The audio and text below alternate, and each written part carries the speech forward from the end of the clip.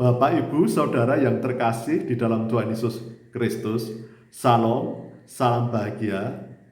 Beberapa hari yang lalu, sahabat media sosial saya menulis di dalam postingannya, di dalam statusnya, bahwa sekarang sahabat saya tersebut enggan, sudah tidak mau lagi membuka grup-grup WA karena sahabat saya tersebut merasa dan berpendapat saat ini banyak kiriman-kiriman renungan-renungan rohania, kiriman-kiriman firman Tuhan yang dikirim di dalam grup WA, sehingga menjadi overload.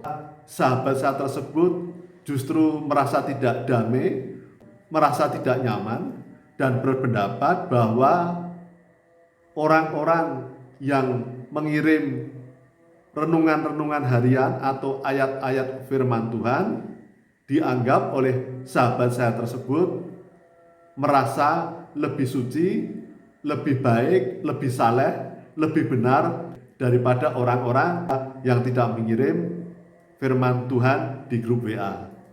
Saya berterima kasih atas teguran dari sahabat saya tersebut, walaupun teguran tersebut tidak secara nyata ditujukan kepada saya.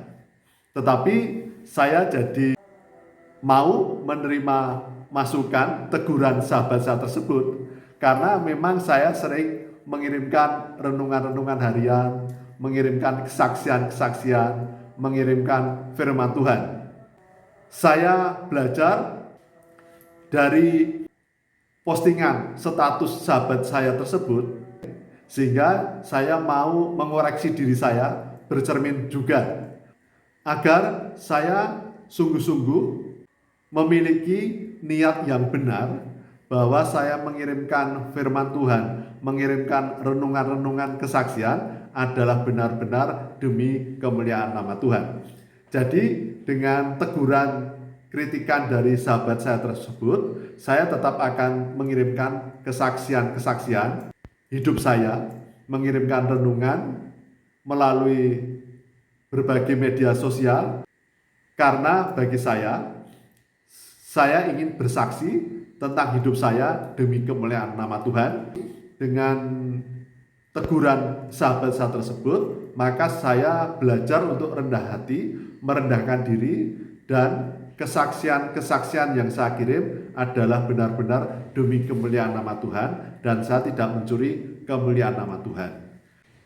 Dari teguran dan kritikan sahabat saya tersebut, saya jadi teringat bahwa di Matius 23, Tuhan Yesus Kristus menyampaikan tentang ahli Taurat dan orang Farisi, bahwa orang Farisi itu baik pengajarannya.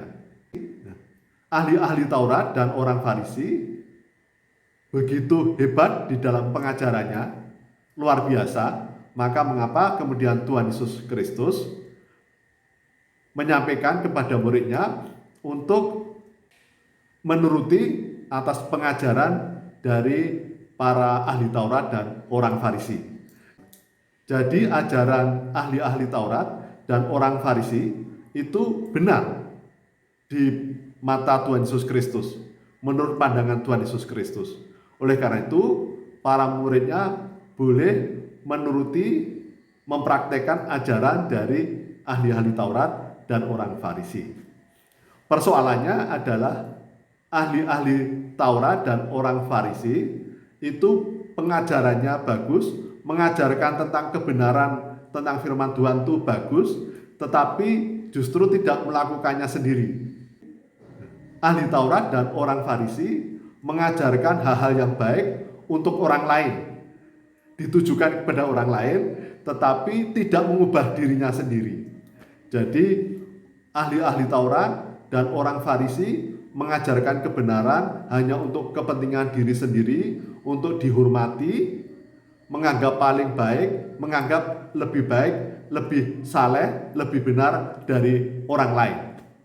Dan itu terbukti ketika berhadapan dengan Tuhan Yesus Kristus, ahli Taurat dan orang Farisi yang mengerti benar tentang firman Tuhan, bahwa di dalam perjanjian lama ada tentang kasih.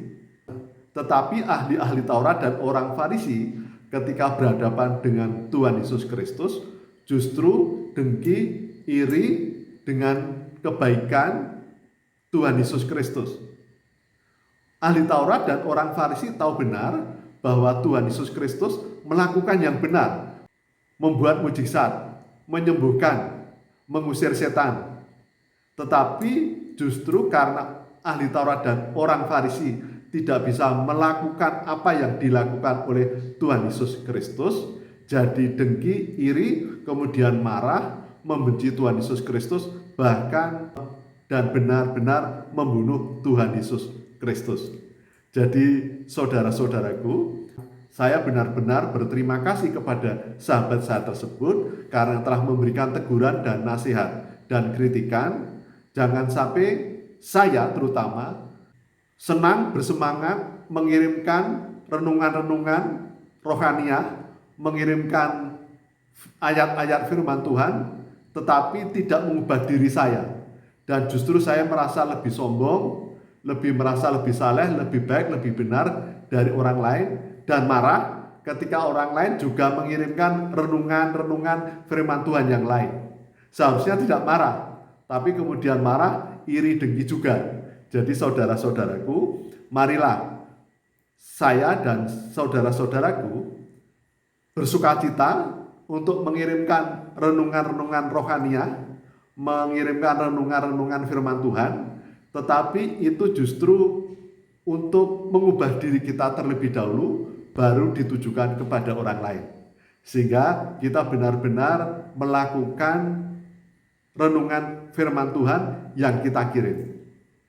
Sehingga kita benar-benar menjadi murid Kristus yang rendah hati, yang penuh kasih, yang ramah, yang lemah lembut, yang dapat menguasai diri, yang sabar, dan kemudian penuh kasih. Sehingga kita benar-benar dapat menjadi berkat demi kemuliaan nama Tuhan. Hidup kita, tindakan kita bisa dilihat orang bahwa kita benar-benar melakukan firman Tuhan, bukan hanya sekedar mengirimkan renungan firman Tuhan, tetapi justru tidak mengubah diri kita, justru kita tidak melakukan apa yang kita kirimkan. Kita tidak melakukan renungan-renungan firman Tuhan yang kita kirimkan di grup-grup media sosial. Demikian yang dapat saya sampaikan. Salam, salam bahagia, Tuhan memberkati.